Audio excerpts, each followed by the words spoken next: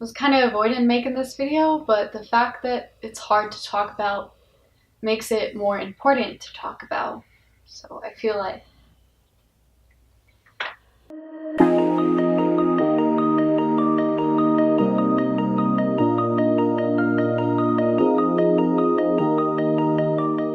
Hi everyone, it's Angelica, and today I'm going to be giving you a little behind the scenes information on my latest project, Redefining the Cycle of an Abusive Relationship. I went to an event at my campus about abusive relationships, and they told us about the average 4 stages in an abusive relationship, which includes the tension building stage, the incident stage, the recollection stage, and the calm stage.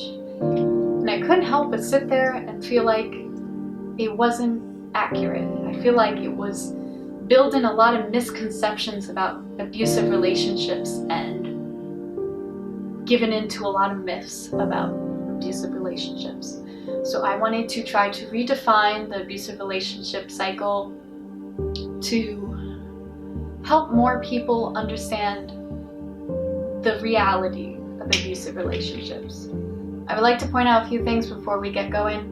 In my photo series, I depict abusive relationship between a man and a female, and the man is the abuser and the woman is the one being abused.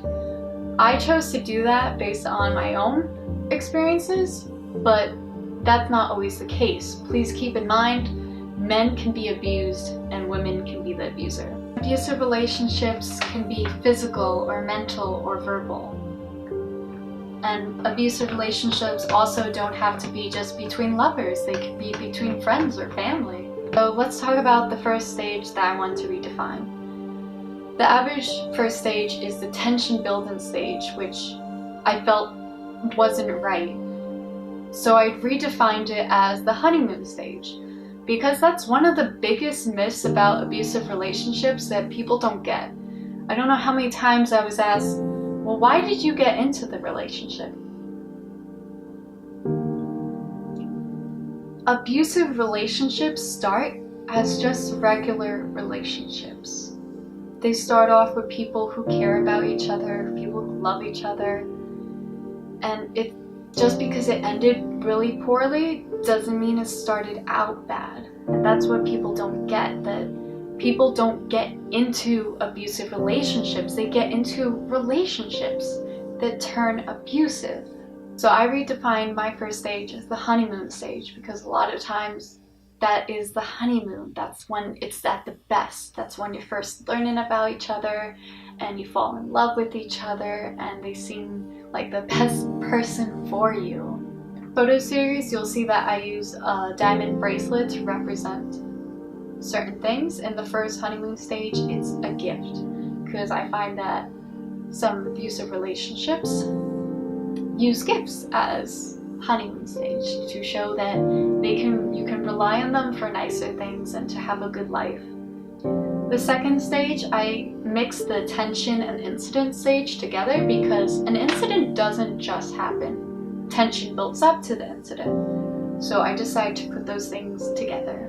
And the third stage I kept to the recollection stage, because that is true. The abuser will try to be like, it's different, I'll get better, it won't happen again. My last stage is called the release stage, because the average last stage was called the common stage, where everything calms down and you go back into the cycle. And I didn't like that, because we shouldn't be educating people that it happens over and over again, because it does. But that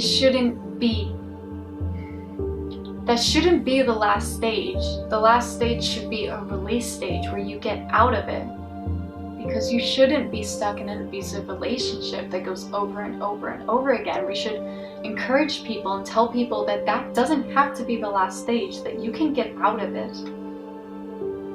So my release stage is getting out of that abusive relationship.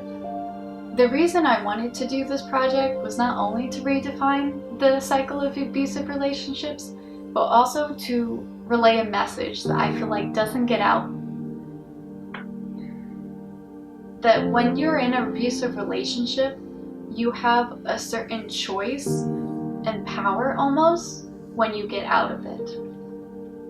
When you get out of an abusive relationship, people don't understand that the cycle of an abusive relationship, there's another cycle after you get out of an abusive relationship.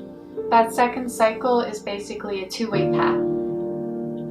You can either choose to bring that hatred and that fear and that negativity back into your life and back into other relationships, or you can choose to learn from what you went through and learn how you want to be treated and how to properly be treated, and learn that just because you weren't given love doesn't mean you can't still give love, and just because someone treated you poorly doesn't mean you have to treat others poorly. It doesn't mean that you can take all those negative emotions and push them onto someone else.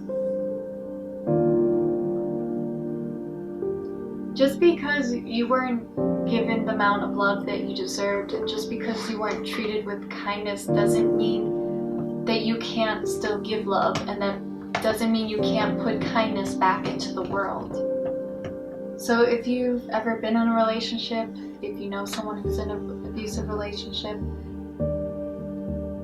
tell them that it doesn't have to be a cycle, and please encourage them to choose the path of kindness and love when they get out of it and have to choose between the other cycle. Abusive relationships can often make you feel like you're powerless, and I feel like people don't realize that you have a certain power after you get out of one, and it's very important to choose what you do with that power. So if you like this project, stay tuned for more, because I do a lot of projects about important topics such as this. And that's about it. Please just remember to put love and kindness back into the world, because it's important.